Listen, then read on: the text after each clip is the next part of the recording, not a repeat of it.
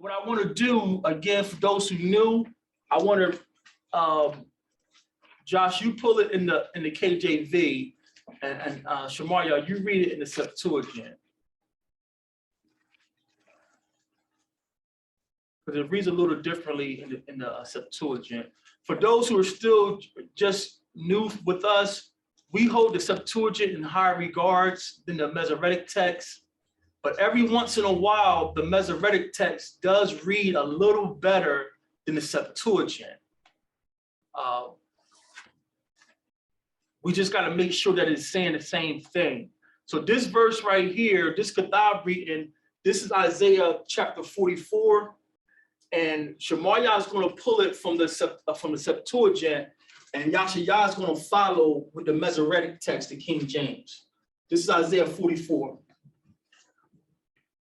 But now hear Jacob, my servant, and Yasharallah, whom I have chosen. Thus saith Yahweh Elohim, that made thee, and he that formed thee from the womb. Thou shalt yet be helped. Fear not, my servant Jacob, and beloved Yasharallah, whom I have chosen. For I will give water to the thirsty that walk in a dry land. I will put my rawah upon thy seed, and my blessings upon thy children. And they shall spring up as grass between brooks, and as willows on the banks of running water. One shall say, I am Elohim's, and another shall call himself by the name of Jacob, and another shall write with his hand, I am Elohim's, and shall call himself by the name of Yasharallah. Isaiah 44 in the Septuagint, verse 5 says, one shall say, I am Yahweh's, I belong to Yah. And another shall call himself by the name of Yaakov. That means another going to say, no longer call me Byron. Don't call me by that Christian name. Call me Abaya. This prophecy has been in our book the whole time. The Father says, I call the beginning, I call the end from the beginning.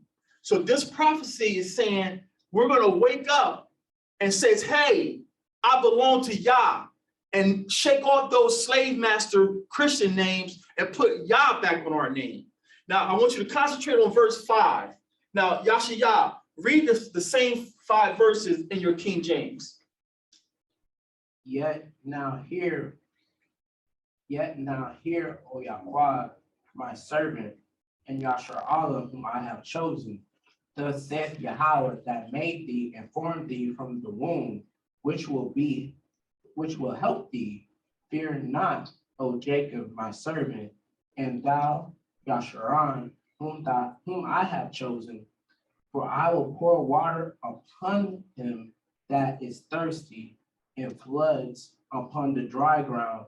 I will pour my spirit upon thy seed, and my blessing upon thine offspring, and they shall spring up as among the grass, as willows by the water courses. One shall say, I am Yahweh's, and the other shall call himself by the name Yahweh, and another shall subscribe with his hand unto Yahweh, and surname himself by the name of Yasharallah. And do what? Surname himself by the name Yasharallah. And surname himself by the name of Yasharallah.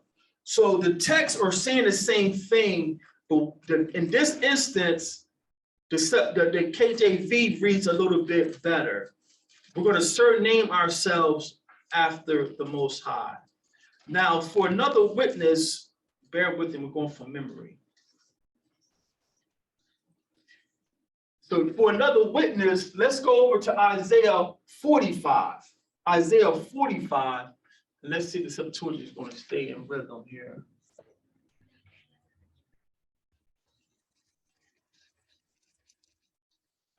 And before we do this, I got to be obedient. Before we do this, y'all in a rush today? Y'all in a rush? Before we go to Isaiah 45, right here in Isaiah 44, family, I got to use their terms so people understand what we're saying. I tell y'all all the time, if we flip the switch and go strictly Ibarya Hebrew, we're going to lose people. And we're trying to win the lost, Christians and Hebrews who don't have the true understanding. So right here in Isaiah 44, these first 5 verses is what we call a Hebrewism for the Messiah. When you understand the culture, when you come back to these hieroglyphs, you understand Messiah is in almost every page, every book of our scrolls. But when you sit down and soak up YouTube videos and you get enamored with Hollywood YouTube stars and Instagram stars who don't speak the hieroglyphs, they speak the Yiddish or the German mixed with the Yiddish, you don't get the context of the Hebrewism. You can't see the Hebrewisms. So what I mean by Hebrewism, even in Isaiah 44, you can see the Messiah in this verse. Can anybody help me out? Anybody see it? The prophet is speaking for the Most High. We all understand that, right? We all know the prophets speak for Yah, right? Verse 2, verse 3, Isaiah 44 and 3. For I will give water to them that are thirsty, that walk in a dry land. I'm going to give water to them that are thirsty, that walk in a dry land.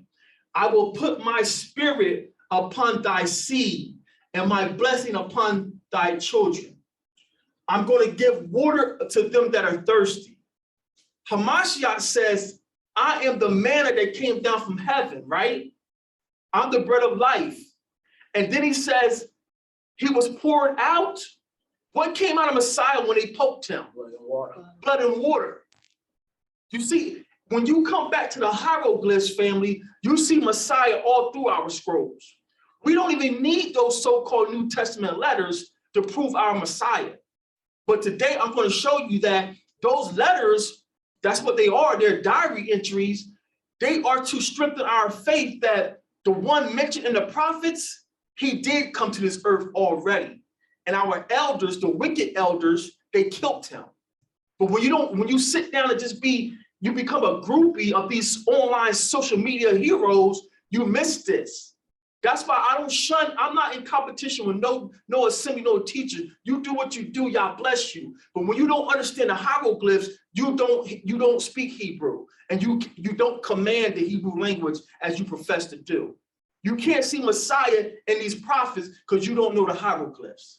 So when he says, I'm going to pour water, that's his son. Because we go to John 14 and 21. Let's go to John 14 and 21. So the new people don't get lost. Our King, Yahweh Shai, he's all throughout the scrolls. The Old Testament too, so-called old. But when you get enamored, lost away to these online social media stars, you get lost. You get lost. John 14, 21. He that hath my commandments and keepeth them, he it is that loveth me, and he that loveth me shall be loved of my Father. And I will love him and will manifest myself to him. This is the Son talking. This is the King talking.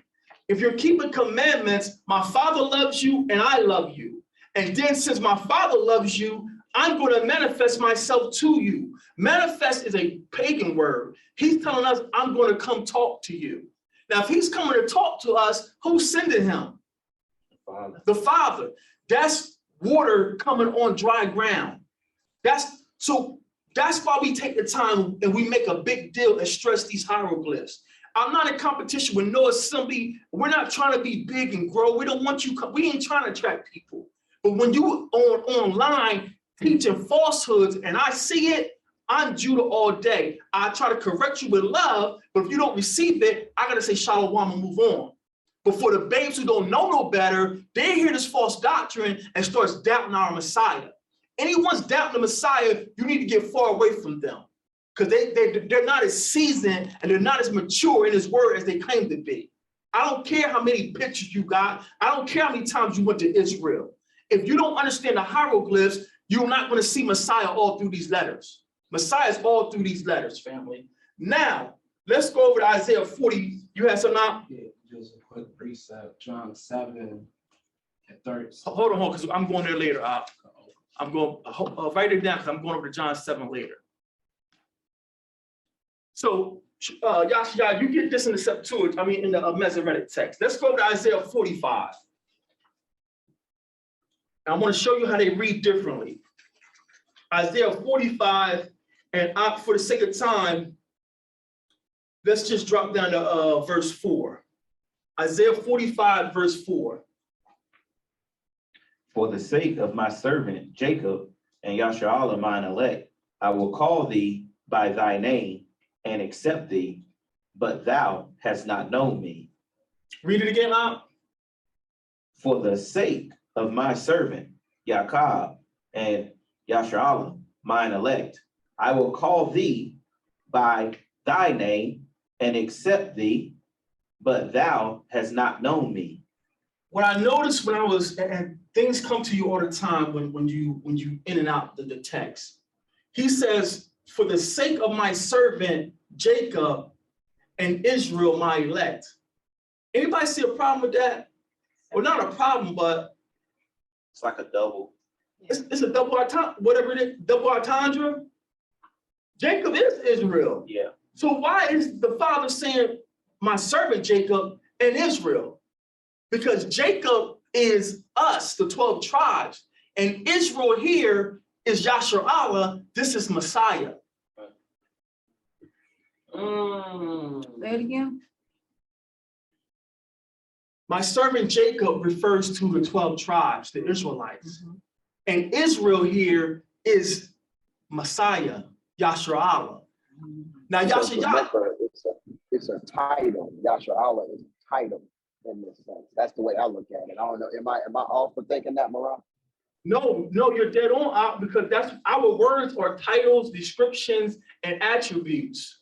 So Messiah is the first one called Israel. Now, to prove what I'm saying, in this instance, the Masoretic text wrote this or translated this a little bit better than the Septuagint. Y'all read this same verse, Isaiah 45 and 4 in the Masoretic text.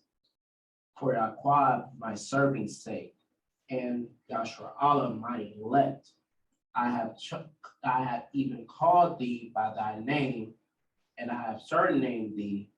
Thou, though, hast not known me. I see how it says in the Masoretic, it says, I have surnamed you. So surname is like me and my biological son. He surnamed me, he's junior. So Messiah is saying, I surnamed you. Y'all are Israel Junior. I'm Yasharallah Senior because the Father created me first. So I'm the prince who rule with Yah Senior. The 12 tribes are the princes that rule with Yah Junior. You see how Messiah is all through these texts, but when you don't understand the hieroglyphs, you miss this. Now you're on your social media pages throwing sand and salt on the Messiah. And my heart goes out to you because you're playing with hellfire. Did I lose anybody with that? Gerald got his hand raised. Hold on, Gerald. Y'all was first. That's why You got your phone next to you.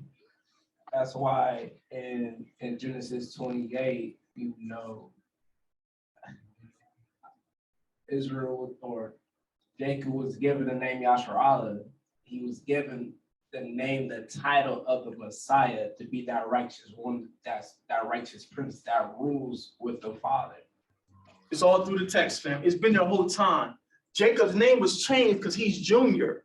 I want you and your sons to be Yasharallah Juniors, Israel Juniors. Y'all gonna rule on the earth, but the Messiah is Yasharallah Senior. We're gonna get to it, Gerald. Question, then a statement that I wanted to add into what you're saying, because that's a great point. Something I kind of realized as well. First thing, though, I want to know, like, what exactly does Yasharallah mean again? Anybody want to help him? The princes who rule with Yahweh. The princes who rule with Yahweh. Okay. The other side I was thinking of, because we know that, you know, I always say it like it was two covenants kind of made of high importance. It was a covenant that he made with Abraham, which we know ultimately covers everything, Yasharallah.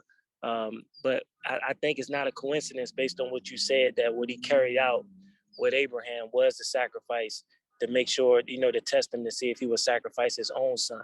That we know, of course, connects to Messiah, reflects the Messiah.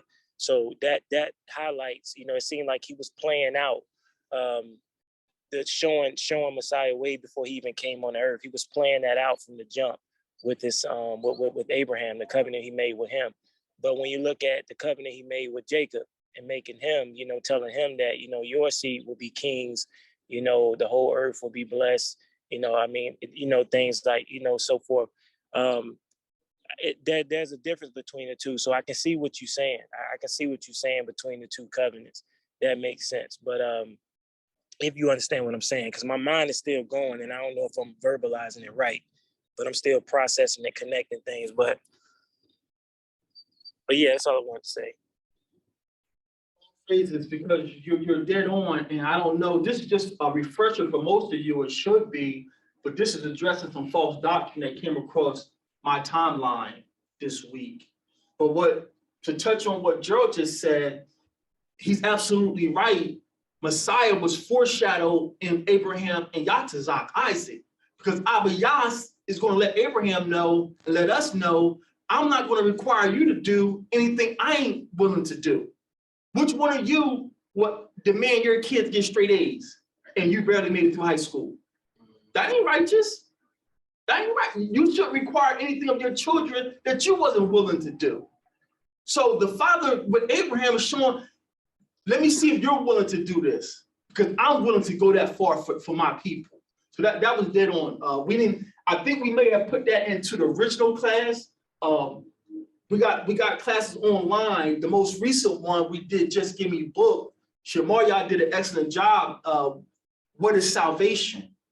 When you understand these texts from the Hebraic perspective, and when I say Hebraic perspective, I don't mean that Yiddish, Aleph, Bet, Gimel. Those letters are abstract and they don't give you the meaning of these texts. When you understand these scrolls from these hieroglyphs, you see Messiah from the beginning to the end of the scrolls. So thank you for that, Aubrey. So let me get the presentation on the screen. You got something up? Yeah. Just how, like you were saying, about the Messiah being Yashar Allah, and then we are Yashar Allah under him. It just all goes in line with what the text is saying the whole time, because the Father, he operates through men in the earth, and he set his son to be the head of the earth when it's his time for the second return. And then when the son is in the heavens, then the people, Yashar Allah, the nation, is the rulers of the earth. And when you look at what Shawwal was saying in Galatians 4:4, it says, but when the fullness of the time was come, the Most High sent forth his son, made of a woman, made under the law, to redeem them that were under the law, that we might receive the adoption as sons. To redeem who? To redeem who? The adoption of sons. To redeem who? Did y'all catch that? The Israelites. Just read it. It says to redeem them that were under the law. Yeah. Who was under the law? What nation in history ever had a law and got scrolls that's ancient with the laws carved on them? What nation ever? So these texts only fit to one nation. It's just that the strangers were already included. Y'all know the Torah Group, we include strangers too. But when you read these texts and put it back in the Hebraic perspective, you see the false doctrine of Christianity and these other gurus crumble. It's been in the text the whole time, family. That's all you have. And it just continues down, like verse 7, wherefore thou art no more a servant, but a son, and if a son, then an heir of the Most High through Hamashiach. So again, it's the servants, Hamashiach, Yahweh. So we're heir of the kingdom through Hamashiach. So that validates that he's Yashar Allah senior, right? Like and we're junior. Yeah, it's almost like, in a sense, he's your father in a sense, and Big Yahweh is the grandfather in a sense. If that try to give a picture, because everything belongs to our Father. So, and that's what Christianity missed it. You're quoting what you think is the Messiah's words, but when you go back to Deuteronomy 18:18, he says, the Father says, I'm going to put my words in his mouth. And you know how this makes sense? And correct me if I'm Hold on, wrong. let me finish. Okay. So when Messiah is talking, all those quotes you think Messiah is saying, Messiah is not saying it. It's his Father saying it. And if I believe this is correct, but correct me if I'm wrong, if I would still call my grandfather father in Yasha'Allah, so now that makes the point more valid. That's the perfect segue. I hope y'all caught that. That's the perfect segue to open up this class. So today, this is on the fly. This just came to me this morning. The Most High was dealing with me. I wasn't going to touch on it, but I have to touch on it. We are living in the last days, and this is perilous times we're living under. Every day that you're breathing, you are living through prophecy. It's just that you don't understand in this prophecy because no one's writing it down. Those letters you're reading that the pagans call the New Testament, they were writing things down. The prophets themselves didn't realize what magnitude those words they were recording. They didn't know even when Yah told some of the elders, I'm gonna send Jacob's seeds on boats. Any of y'all read the patriarchs? 12 patriarchs. Levi, which one of them seen the slave ships? I see Jacob's sons on floating on pieces of splinters. Levi or Dan. One of our elders saw this transatlantic slave trade. He says, I had a dream, and Jacob's sons were all on this boat in the water, and the boat breaks apart, and the sons of Jacob are all floating on splinters. What does that mean to us, family? Just because you brought something out about it. That's a transatlantic slave trade. It's been so. If you don't come back to the covenant and keep commandments and seek God with a true heart and mind, you're not going to get this. You're not going to get this understanding. Go ahead. The Testament of Dan, chapter 2, verse 8 says, "Therefore shall ye be led away with them into captivity, and there shall ye receive all the plagues of Egypt and the evils of the Garium, the Gentiles." So that's Dan's testament, but I think Levi actually seen the slave ships. They just didn't know the magnitude. That's why I tell y'all, record your dreams. Your thoughts you have during the day, write them down. Because you don't know, that's going to be a missing piece when we're at the next stage. And then it's going to be like, oh, that's why Father gave me that vision. Start writing these things down, because that's what the elders was doing. They had no idea that Jacob's sons will be all over the earth and our backs will be getting whipped and babies will be getting ripped out. They had no idea what magnitude we was going to endure, but they were recording using the language they understood to give us comfort. Yes, Jacob, because y'all broke this covenant, y'all got to go through this. But if you endure to the end, my son's coming back to reap y'all out the earth. But write things down, because again, right now we're living in prophecy. You just don't realize it. What Putin's doing, this is prophetic. But we just been, church has melted our minds. Everything got to be, oh, I feel the spirit in here. Oh, and I'm seeing. That's garbage. That's not how our Bible works. He talks to you like plain English and gives you declarations that's going to happen. You don't got to have no feeling. This ain't no Casper the Ghost. That's not how he moves. None of our prophets or apostles said, oh, I feel the Ruach on me. And no. They just start speaking, thus said the Most High. When Paul and them raised the dead up, they didn't go running around the temple, running around the little synagogues. They said, in the name of Yahweh Shah, rise up and walk. They didn't have no microphones, no organs highlighting everything they were saying.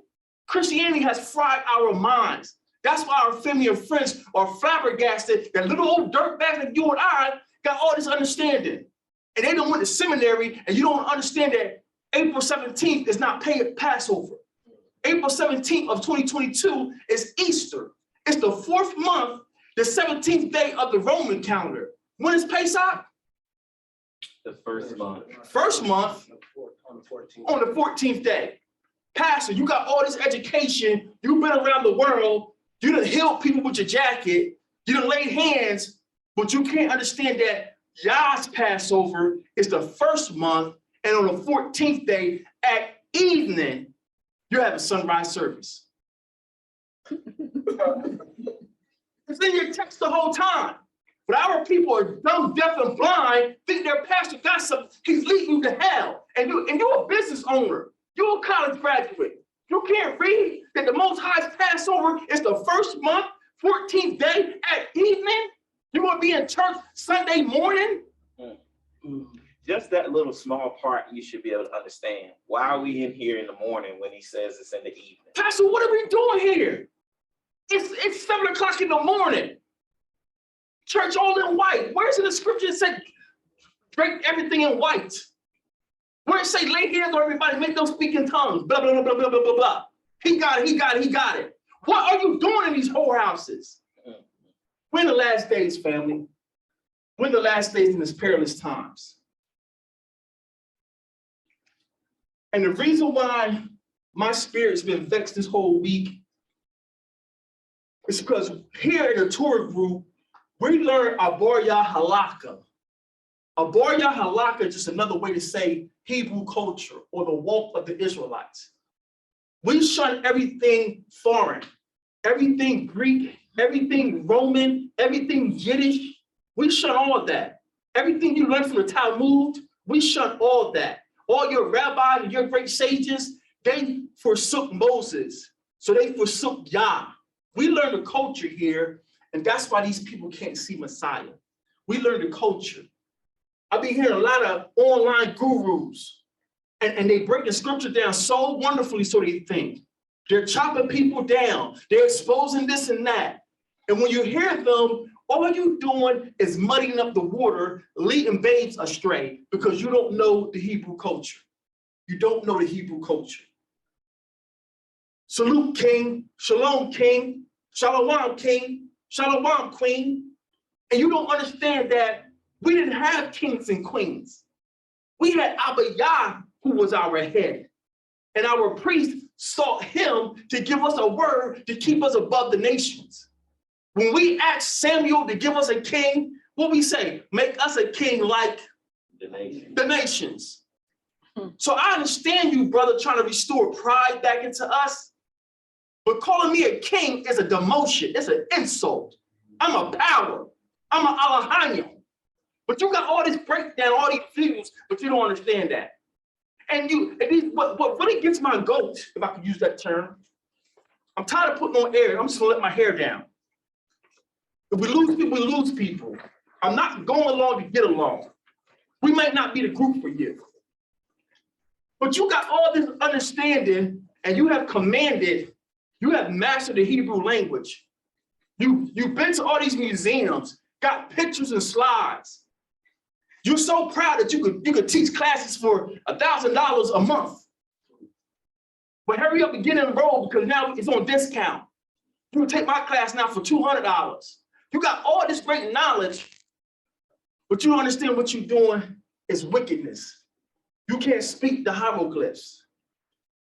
And you don't understand that calling me a king is an insult. Because our nation didn't have kings and queens set up. Now, our father knew from the beginning what was going to happen. That's why he gave us a Torah law. And when your people ask for kings, do not set a stranger up over your brother. That's right in Deuteronomy. So the father knew it was going to get to that point. But we broke his heart because Samuel was ready to put hands on these people. And Abba says, go ahead, Samuel, listen to him. Give him a king. Because they haven't rejected you. They rejected me, that I may not rule over them. That's what it means in our language. King is malak. Malak means the flow of authority to you. So we're not kings in the Greco-Roman sense. We are malakayim. We flow with the authority of Abba. What he gives to the Messiah, Messiah gives to us, we give to the brotherhood. So a malak and a king are light years apart. Don't call me no king. Homegirl, Erica Badu, if we be gods, Call us by our name. Call us by our names. We're Elohim, I'm no king. I respect what you're trying to do, but slow down. You got all these great breakdowns calling people kings and queens because there's a demotion for righteous people. You got to learn the culture. The point of that rant is these people don't truly know the culture that they're presenting themselves to do. You have to learn the culture, family. You got to learn the culture. Shemoya, take us to 2 Timothy. We're in perilous times, family. We're in perilous times. 2 Timothy chapter 3, verses 1 through 7. Shema, when you have it. Shema.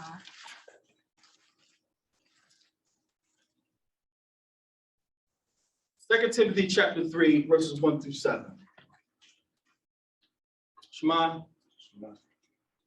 This know also that in the last days perilous times shall come.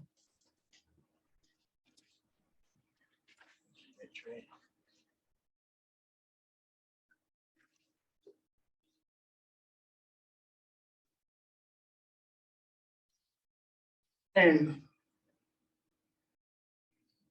I just gotta let this flow, family. We don't have time to be playing games and having niceties, what they call it, niceties, nice pleasantries with people. Judgment starts in the house of Israel. Judgment starts with the house of Israel.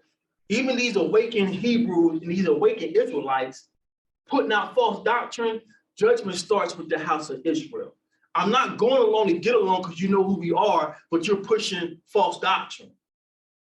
Unity and wickedness is the reason why we're here. Our ancestors were unified and forgetting the Most High. So just pushing unity is not enough. There's brothers doing life because they were unified to put bricks to the community. There's brothers doing life because they were unified robbing people.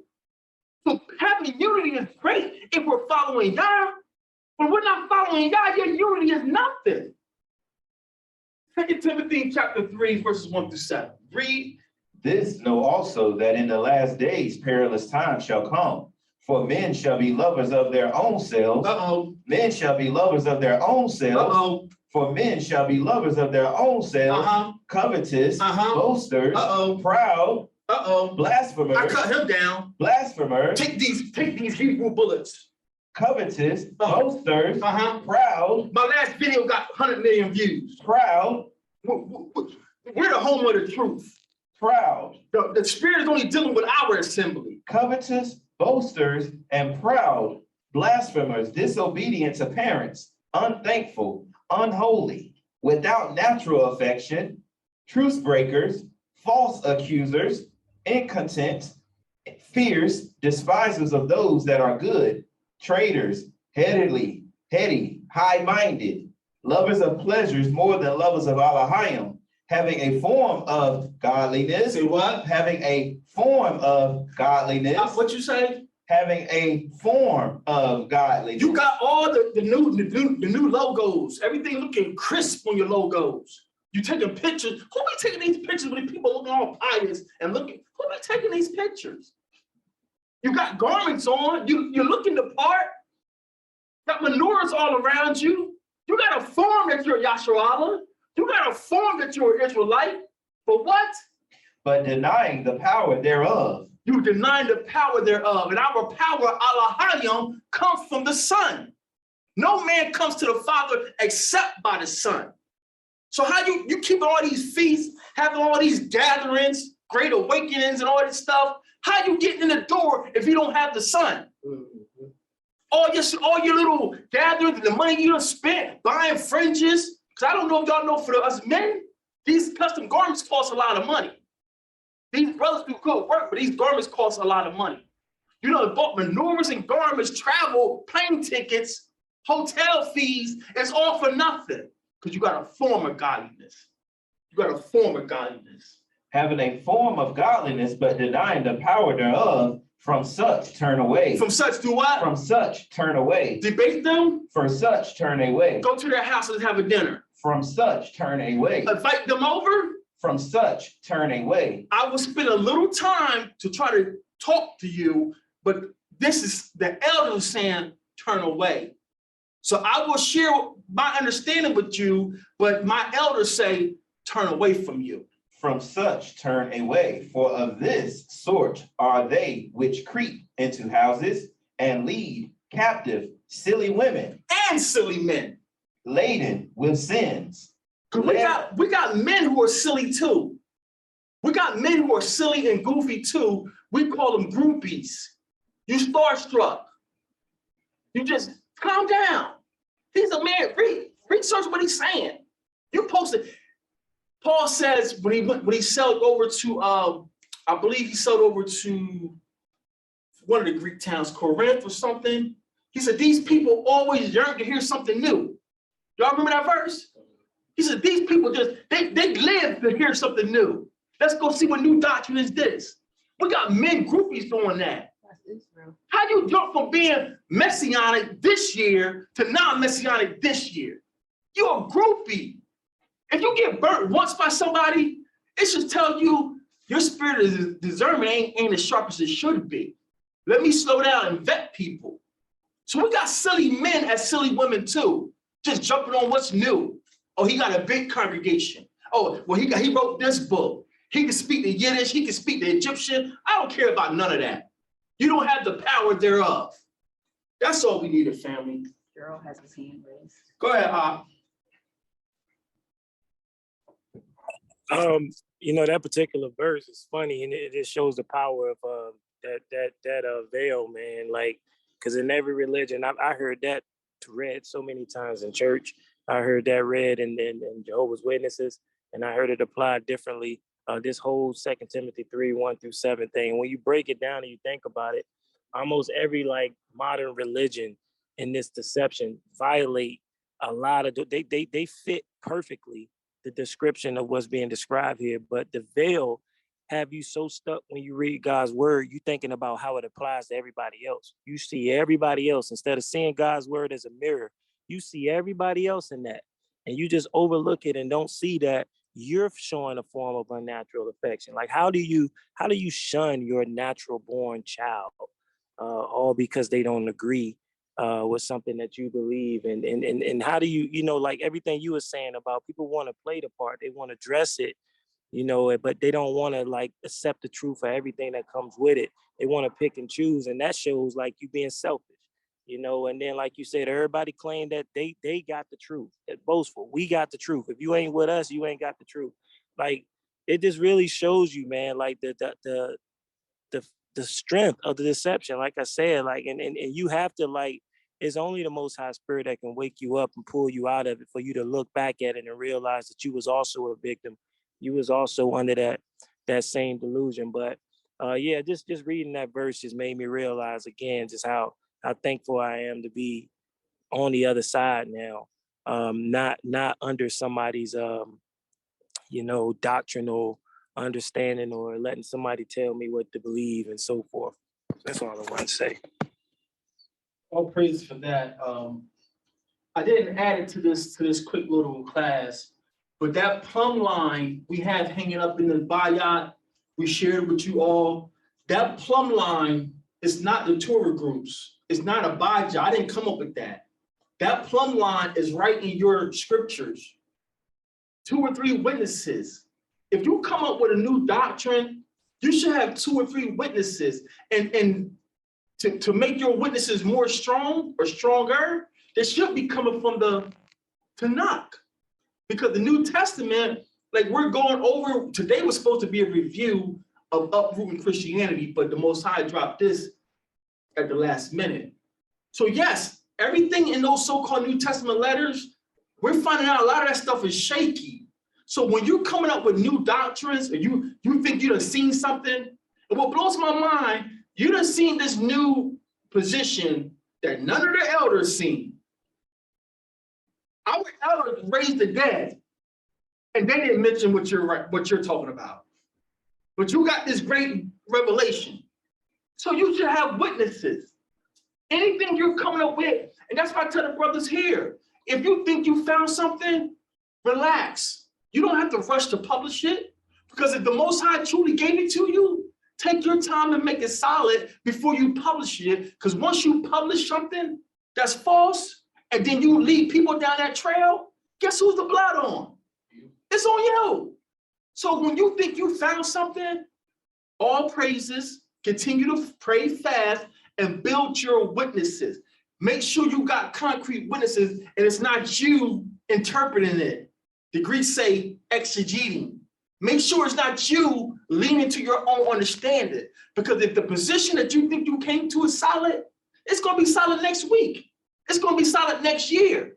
You don't have to rush to be the first one out. Let me drop this first. I ain't heard nobody teach this first. You're garbage. You're boaster. That's 2 Timothy talking about you. Let me hear him get this out. Upload this first. Take your time. Be Bereans, and most importantly, where's your heart at? Are you trying to edify and uplift, or are you just trying to get yourself out there? I'm a great teacher. Oh yeah, we broke this down years ago. Didn't we, brother? See? All this is nonsense. Everything we do is supposed to be to help the nation.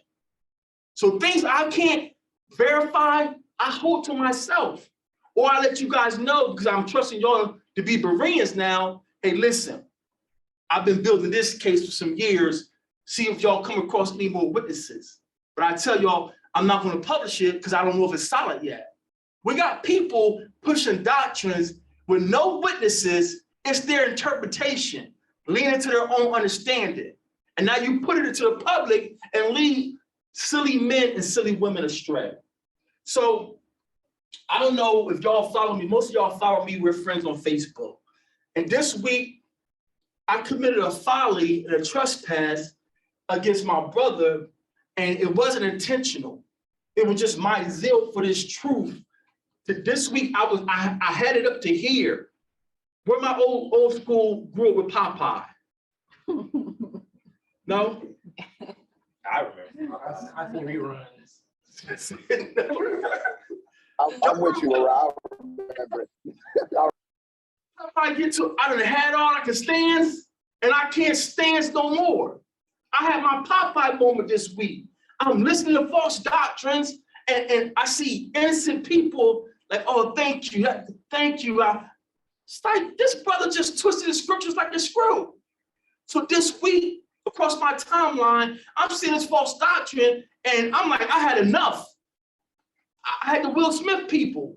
Like, this got to stop. So me and my brother, we talked virtually, and we did the right thing. I let him know I didn't mean to hurt him because he was right.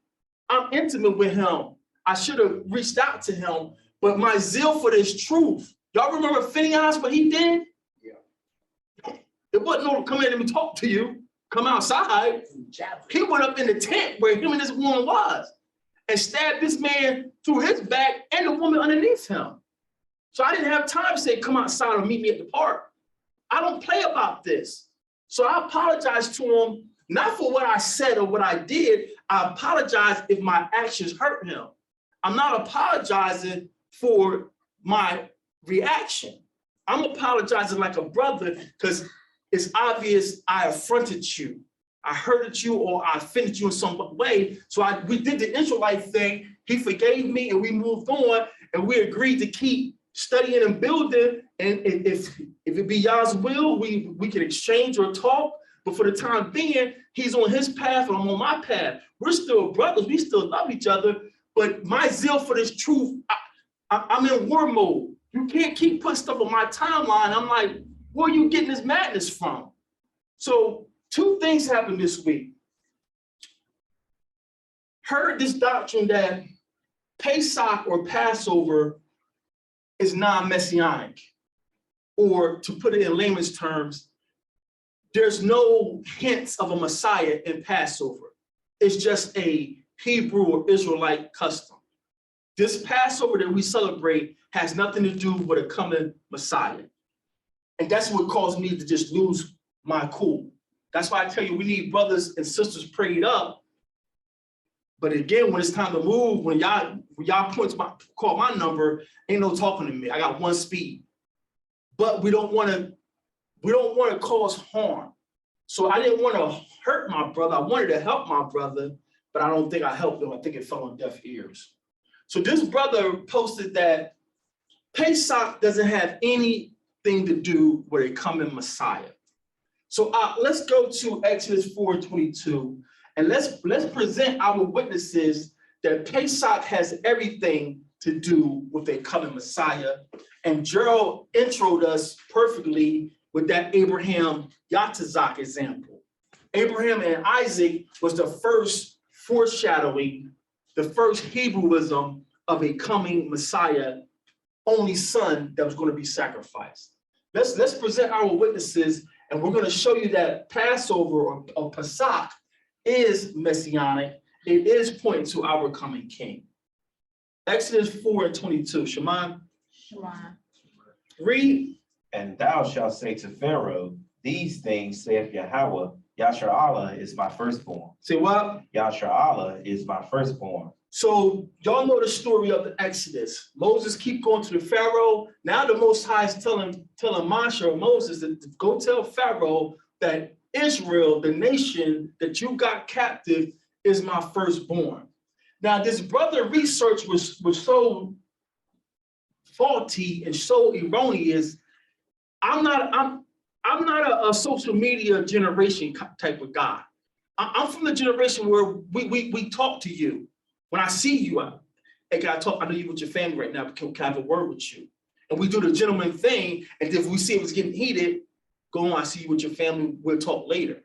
I'm not from this keyboard generation where we're going to keep exchanging comments over internet. Who does? I'm a grown man. But if I was to show him how erroneous this doctrine was, it would have been pages upon pages on social media.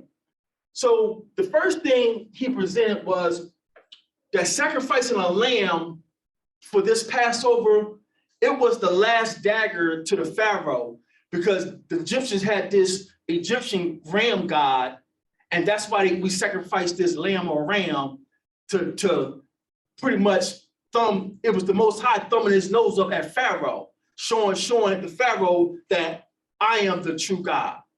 And I'm like, after I posted all this and me and the brother had this exchange, you know how your mind get a ticking. I should have said this, and the next time I see him. So I'm in my head, like, could I did it? Was there a better way to do that? Did I do a Will Smith to him? But then it was like, my spirit was like, no, because this man done reposted somebody's breakdown that the lamb was a dagger to the Egyptians because they had a ram god. And I'm like, my brothers from start of the earth, don't know them personally, but I'm gonna give credit where credit's due. If y'all haven't had a chance, go look at it. Their breakdown is about 3 years old now. Because in 2019, my wife worried me. They told me, oh, we gotta flee, and I don't know about this flee stuff. I'm like, babe, calm down, calm down. Because I'm studying on one track, but I do topical studies. And I don't finish till I'm satisfied that I understand that topic. So when my wife came to me like, this sister we used to work with, you know, she's still in the truth, but you know, she's not there no more. And she get me all, I'm like, babe, calm down. I'm doing this study now, but I had to stop my study and let me check this fleet doctrine out. I'm like, look, babe, it took me like a day. I'm like, look, babe, all the scriptures I see about fleeing, he says he's going to gather us. I said, babe, we ain't going nowhere. So in 2019, that fleet doctrine was prevalent. It's 400 years, it's over. America about to go doom. You better go to Egypt. You better go to Demona. And I'm like, the earth is given to the hands of the wicked. So how you gonna be better in Demona? How you gonna be better in Egypt? More importantly, how you fleeing? And Master, can you stamp my passport? How you fleeing somewhere they had to let you go? So these brothers started the earth back in 2018 or 19. They got a great breakdown. The Pharaoh that oppressed us in Egypt, the text say, there rose up a Pharaoh who knew not Joseph. Anybody read that? Anybody read that?